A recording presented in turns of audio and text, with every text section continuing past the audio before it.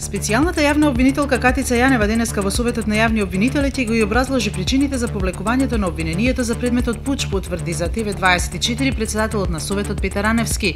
СЈО го повлече обвинението во јануари, а 2 недели подоцна Советот ги побара списите за овој предмет, во кој меѓу обвинетите беше и лидерот на СДСМ Зоран Заев.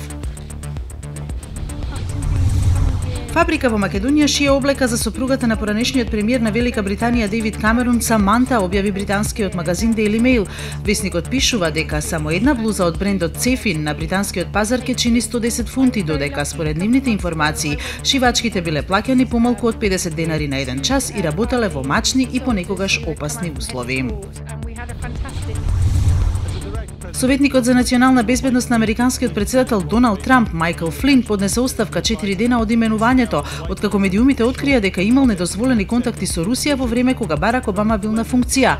Во оставката Флин признава дека несвесно пропуштил да го извести избраниот потпредседател Майкл Пенс и други лица со целосни информации за телефонските разговори со рускиот амбасадор.